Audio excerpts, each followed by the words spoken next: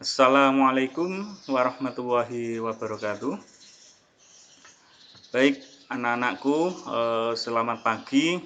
Semoga kita hari ini selalu diberikan kesehatan oleh Allah Subhanahu wa taala ya, sehingga kalian semua nanti bisa mengikuti pembelajaran seni budaya di materi seni lukis ya.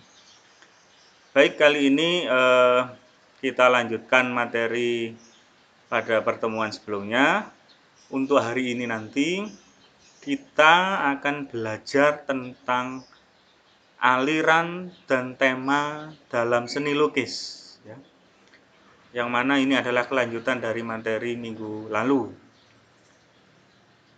Nah, di sini nanti ada tujuan pembelajaran yang harus kalian kuasai, yaitu nanti sesuai judul pada submateri kali ini. Jadi nanti kalian diharapkan mampu memahami, ya, mengetahui apa saja aliran-aliran dalam sebuah karya seni lukis. Ya. Karena aliran dalam sebuah karya seni lukis itu sangat banyak sekali, beragam. Nah, nanti di sini saya jelaskan secara singkat, tidak terlalu panjang menurut sesuai apa yang ada di isi di buku siswa. Kemudian yang kedua, kalian nanti juga diharapkan mampu memahami apa saja ya tema-tema yang biasanya dijadikan sebagai sumber inspirasi ya, oleh seorang pelukis untuk membuat sebuah karya seni lukis. Nah, mari kita lihat pada ulasan PowerPoint berikut. Jadi yang dinamakan gaya atau aliran dalam seni lukis itu bisa muncul ya, mulai dari adanya kesamaan ciri khas yang pertama. Jadi lukisan itu punya karakter yang berbeda-beda. Kemudian menghasilkan ciri, sifat yang lebih spesifik, lebih identik, sehingga dijadikan satu, maka muncullah yang namanya gaya. Jadi yang pertama dilihat dari cirinya. Nanti sebuah lukisan itu punya ciri-ciri tersendiri. Ya. Kemudian yang kedua berdasarkan tema.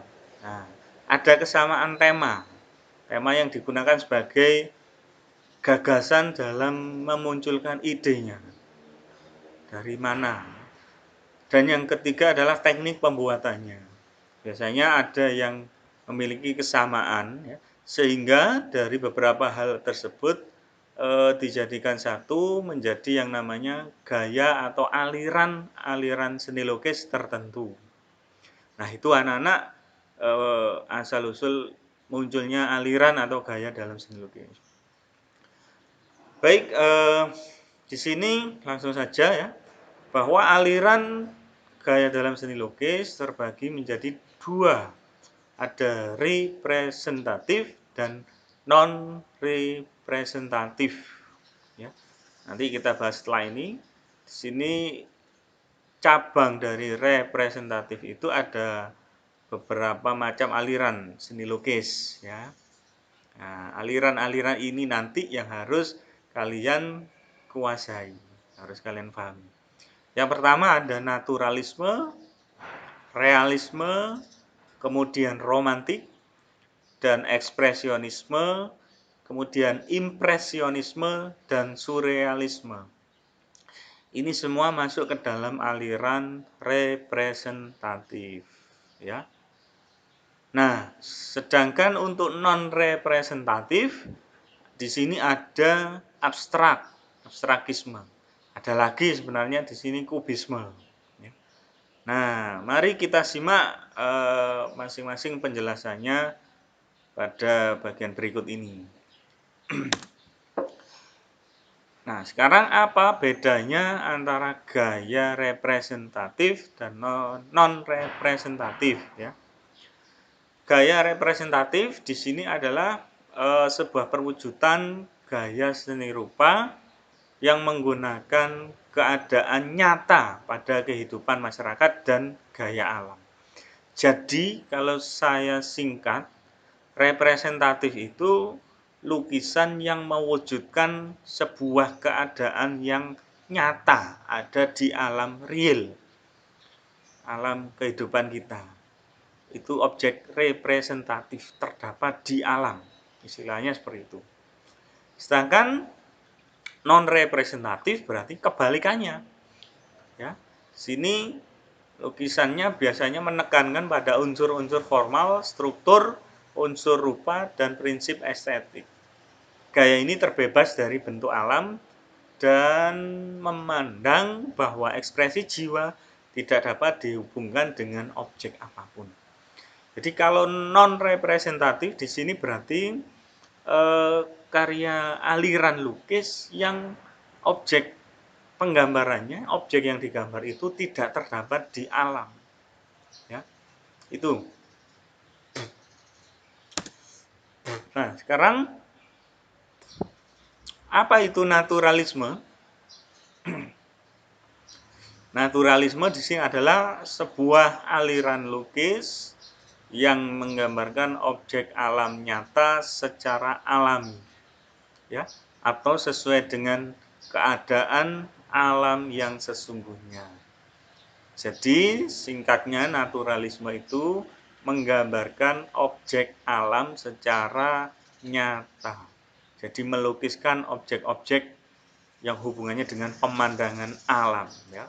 Pegunungan, sawah, laut, ya, pepohonan, hutan, dan lain sebagainya. Ini adalah contoh karya lukisnya. Bisa kalian lihat, ya. Ingat-ingat, natural dari kata nature, alami. Kemudian yang berikutnya, di sini ada realisme, yaitu aliran yang memandang dunia ini apa adanya tanpa menambah atau mengurangi objek. Jadi penggambarannya sesuai dengan kenyataan hidup. Ya. Saya simpulkan, realisme itu aliran lukis yang menggambarkan objek sesuai dengan bentuk keadaan yang nyata, realistis, asli mirip benda aslinya. Ini adalah contoh lukisannya, menggambarkan di sebuah pemandangan di bawah pegunungan ada aliran sungai, di sini ada orang yang memandikan sapi. Di sini lukisan ini dibuat semirip mungkin dengan objek aslinya. Itu namanya realisme. Jadi hasil lukisannya mirip, bahkan bisa dibilang menyerupai seperti foto. Nah, itu adalah realis. Kemudian yang berikutnya romantik, yaitu melukiskan cerita-cerita yang romantis, peristiwa yang dahsyat atau kejadian yang dramatis. Di sini menggambarkan objek yang dibuat menyerupai romantis. Kalau istilah orang sekarang itu, anak jam sekarang ya, dilebih-lebihkan, bahkan cenderung lebay, alay seperti itu. Di sini contoh, ini adalah tragedi peperangan, ya, dengan menunggangi kuda. Kemudian di sini dibuat seperti ini, perlihatkan unsur dahsyatnya dan sebagainya. Itu adalah romantik. Jadi misalnya menggambarkan sesosok pria, ya, tidak dibuat seperti aslinya, tapi dilebih-lebihkan seolah-olah pria itu tampan. Di sini contohnya lukisan ini dibuat seolah-olah ini adalah kejadian yang sungguh dramatis, ya. Itu adalah romantik. Kemudian berikutnya ekspresionisme. Apa itu ekspresionisme? Yaitu aliran yang penggambarannya sesuai dengan objek keadaan jiwa sang perupa yang spontan pada saat melihat objek karyanya. Jadi ekspresionisme ini menggambarkan ungkapan ekspresi, ya, emosional jiwa yang dituangkan menjadi bentuk lukisan. Contoh di dua lukisan ini, ya, nah, penggambarannya seperti ini. Jadi mungkin pelukisnya pada saat melukis ini hatinya sedang ruwet kalut, dan sebagainya. Sehingga unek-uneknya dituangkan di sini. Itu namanya ekspresionisme. Ya. Jadi tidak harus sesuai dengan bentuk asli, tapi unek-uneknya dituangkan ke dalam lukisan. Ini mudah.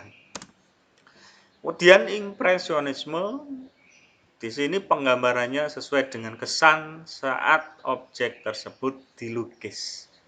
Contoh, di sini melukis sebuah pemandangan nuansa suasana pada saat menjelang malam hari. Di sini ada setelah turun hujan mendung ya. Di sini tidak dibuat seperti aslinya. Akan tapi apa yang dilihat di sini hanya muncul cahaya-cahayanya samar-samar seperti itu.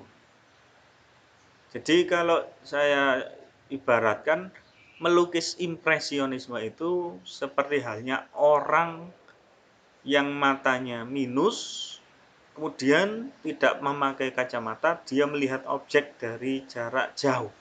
Maka objek tersebut hanya terlihat samar-samar. Samar-samar ada cahaya, ada objek, tapi tidak jelas bentuknya. Nah, ini contohnya. Melukis teknik seperti itu.